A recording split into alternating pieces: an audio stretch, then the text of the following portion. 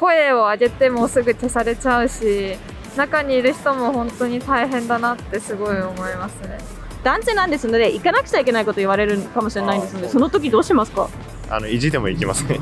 And so like they were kind of marching down the street and they were like shouting Trump 2024 in the same direction as the Ukrainian protesters that were protesting against the war. It was really weird. Hey guys and girls, we're now Japanese. This is Kathy Cat. Greetings from Tokyo. Today we're gonna go hit the streets of Harajuku and ask the young Japanese people here on the streets, what is their opinion of the war that's currently happening in Europe? We want to find out what people think about it. Do they have an opinion? If so, what is their opinion? Let's go and ask Japanese. 最近の海外のニュースで気になってることありますか？ウクライナとロシアの。どれぐらいなんか今ニュースで流れてるんですか？もう多分ニュースはずっとやってるんですけど、なかなか詳しいのって難しいので、いろんなの調べて YouTube とかの解説の動画とかは見てます。そうです。ニュースで大まかなところを見て、細かいところを自分で調べたり YouTube とかで見るって感じですかね。自分で調べた時になんかびっくりした発見とかありました？でもロシアの内部の結構怖い話とかはあんまニュースじゃ大々的にやってないのもあるので、調べたら思ってる以上に怖いなみたいなのはありました。国の中が今。そうですね。ロシアについてどう思いますか？日本があんまりああいう独裁的なのが今はないから完全に想像はできないんけど、声を上げてもすぐ消されちゃうし、中にいる人も本当に大変だなってすごい思いますね。どう思いましたか？国民でも結構意見が分かれてるから、プーチン大統領に反発してる人とかの意見がなかったことにされてるのが、共産を謳ってるけど独裁になってるなって思って良くないなって思います。じゃあ今ロシアの意見聞いてもらったので、ウクライナについては今どう思いますか？本当にもう大変というか、毎日何千人って亡くなってて、で逃げる道もないしみたいな状況で、本当にもう自分の家がなくなった騒動とか、軍とか警察にいる旦那さんとか恋人と別れてる家族の映像とか見ると、もう涙が止まらなくて、本当に早く平和な日が来て、みんなが安心できるような日常が来るといいなって思います。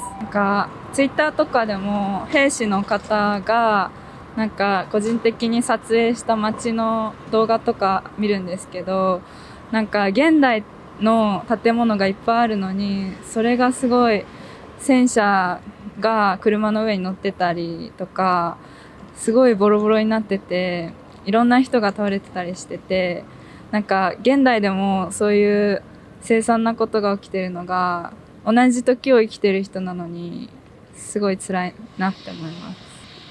一応どの解決今望んでますか？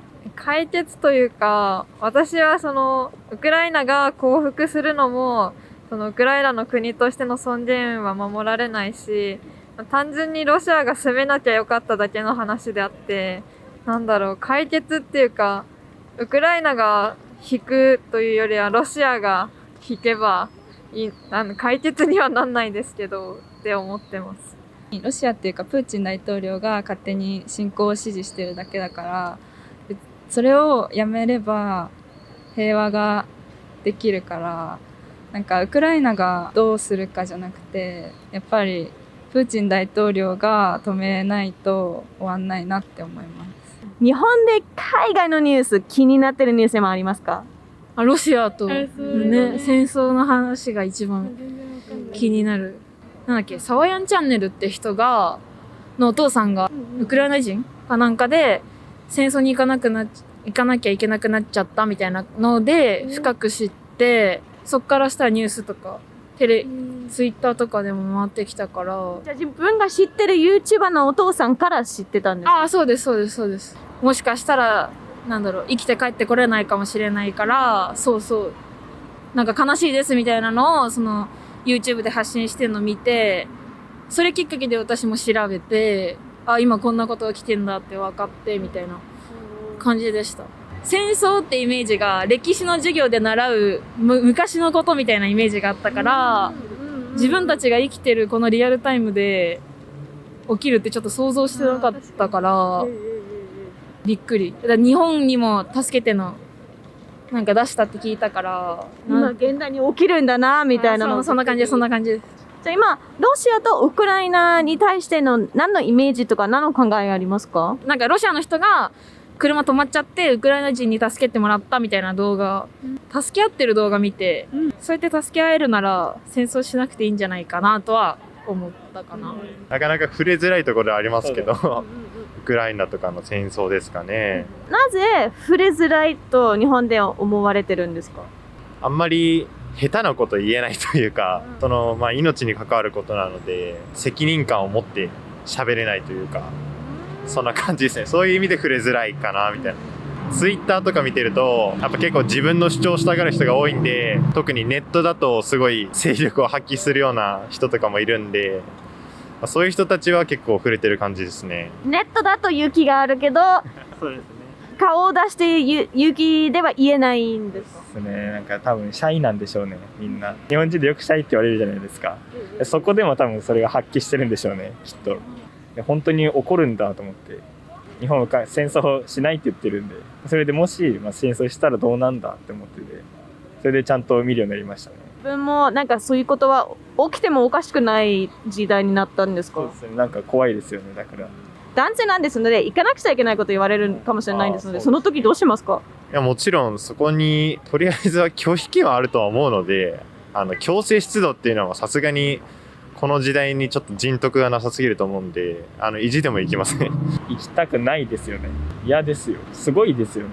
ちゃんとそれに従っていくのが。日本だ今の時代とかそういう教育とかもされないんで、なかなか難しいですよね。Your opinion, it's what do you think the Japanese people around you think about the war? As for me, I have some friends who have gone to some of the protests that were organized. I went to one actually a few days ago in Shinjuku, and I got a lot of really cool shots of the folks out there, and it seemed like a really good mixed crowd of Japanese and Ukrainians, and actually a lot of Russians as well.